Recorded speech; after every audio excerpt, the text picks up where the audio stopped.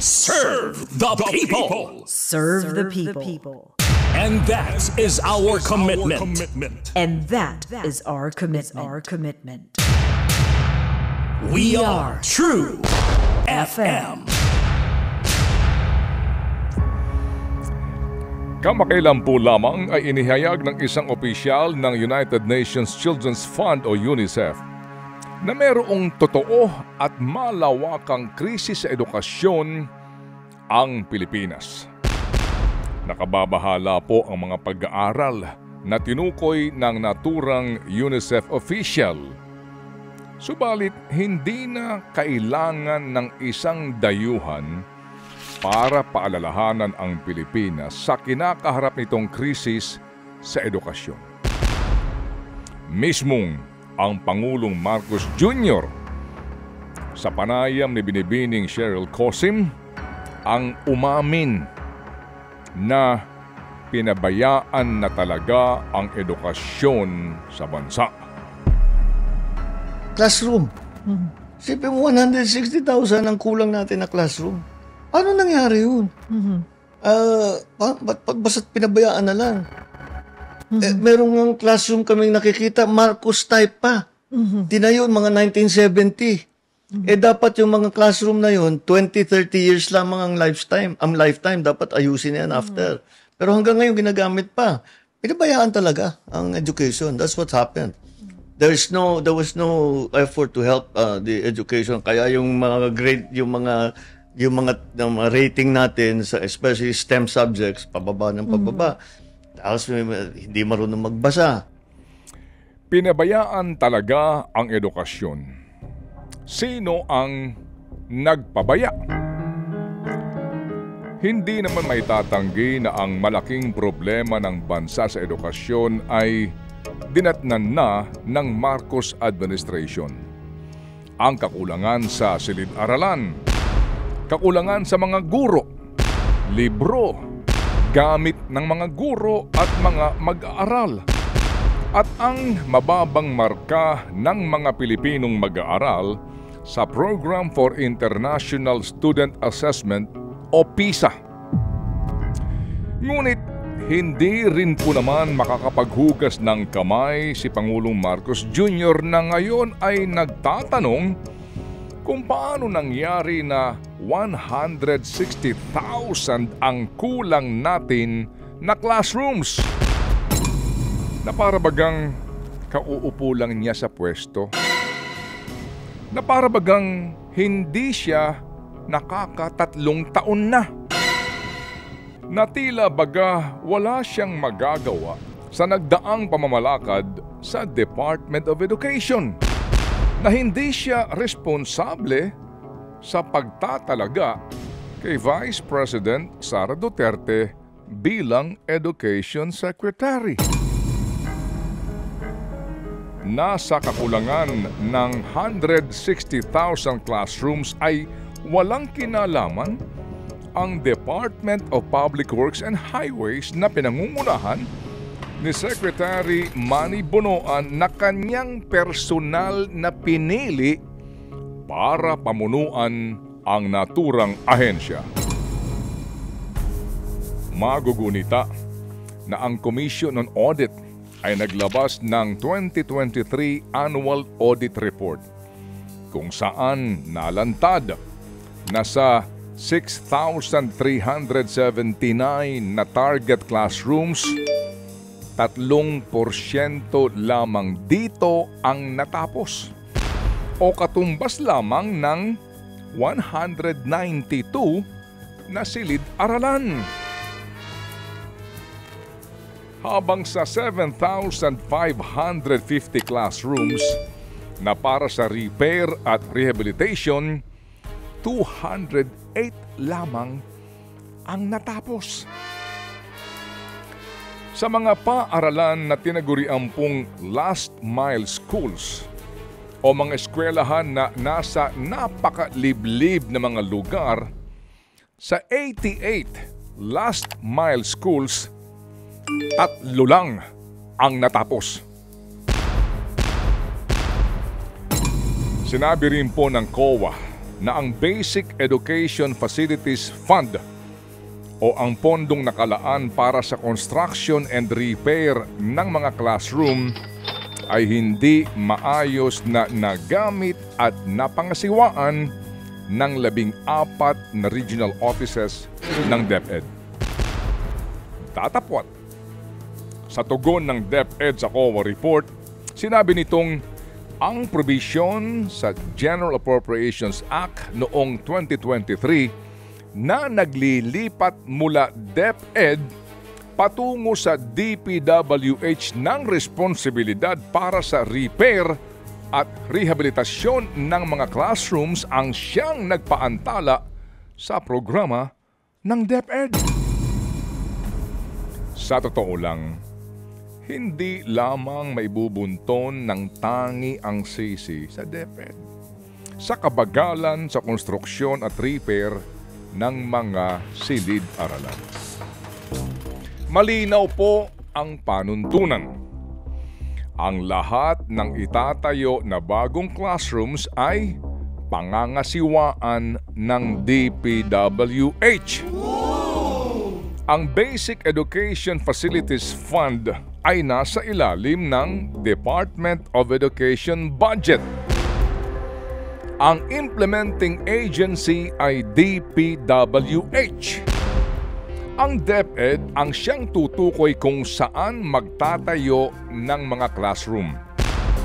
DPWH ang pipili ng kontratista.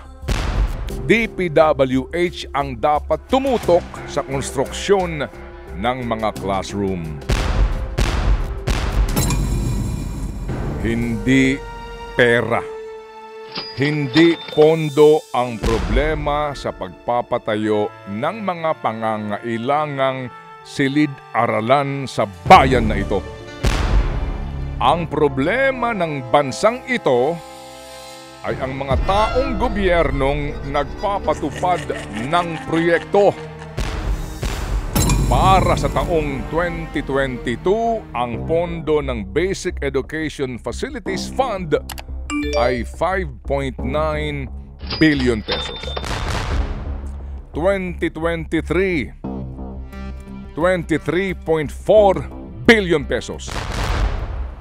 2024, 33.8 billion pesos. 2025, 28.056 billion pesos.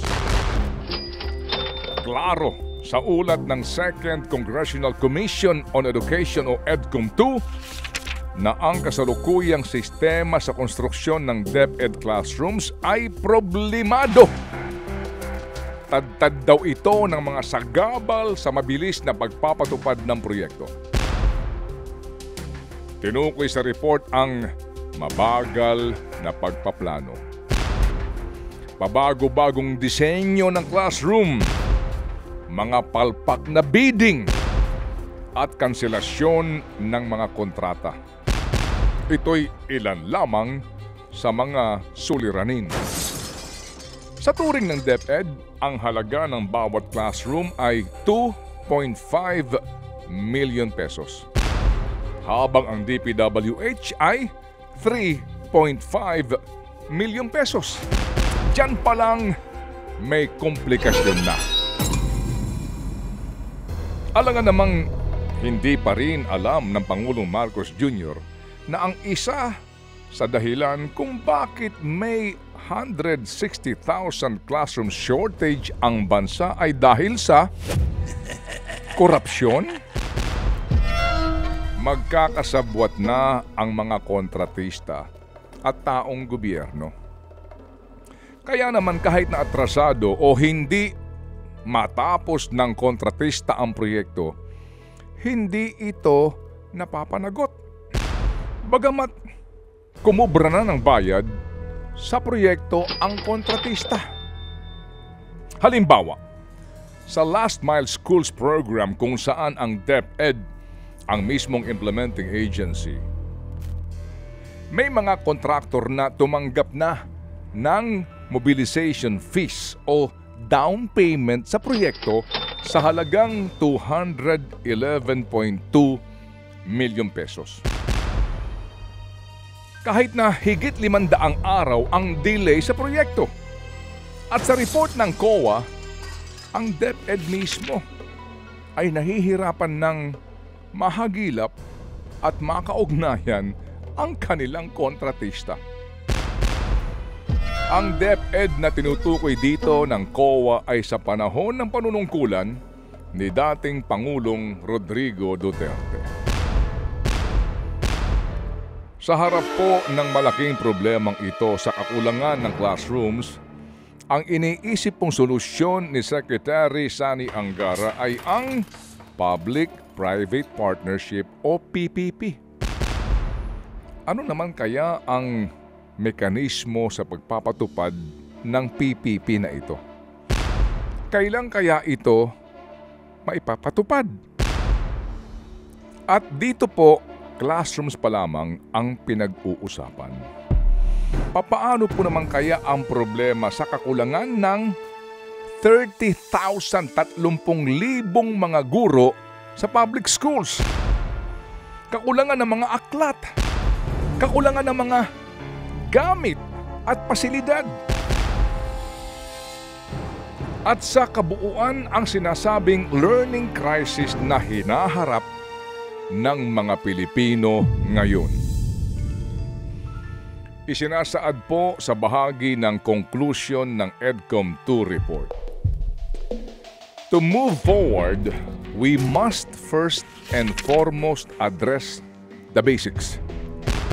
We must focus on what is most urgent and foundational.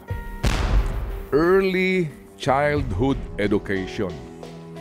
Nutritional support during the first 1,000 days of life, and literacy by the end of grade 3 are not just benchmarks, they are lifelines. If we fail to establish these cornerstones, the rest of the structure cannot stand. Ang pinakamahalagaan nila ay ang pagpapatibay sa pundasyon ng childhood education o ang unang mga baitang sa pag-aaral ng ating mga anak. Pagtulong at suporta sa pagkain at nutrisyon sa unang 1,000 araw mula sa kapanganakan ng batang Pilipino at kakayahan niya na makapagbasa at sumulat sa 3 baitang sa elementarya. Hindi lang ito pangkaraniwang sukatan, kundi kinabukasan ng mga kabataan. Kung hindi ito mapagtatagumpayan, walang tibay at tatag na pundasyong matatayuan ang edukasyon sa Pilipinas. First and foremost, address the basics. Pero hindi ba dapat kasama sa basics na ito ang pagsiguro na tama ang paggasta sa pera ng bayan para sa edukasyon? Na walang korupsyon sa pagpapatupad sa mga programa at proyekto? Taon-taon na lang, bilyon-bilyong piso ang inilalaan para sa Department of Education. Taon-taon palaki ng palaki ang budget nito. Pero taon-taon din ay yun at yun pa rin at tila lumulubha pa ang mga problema. Kung ang mga nagdaan at kasalukuyang pinuno ng bansa ay nagbantay, tumutok at sumiguro na maayos ng naipapatupad ang mga programa sa edukasyon, hindi tayo masasadlak sa sinasabing learning crisis ngayon. We have a learning crisis because we have a crisis in government leadership.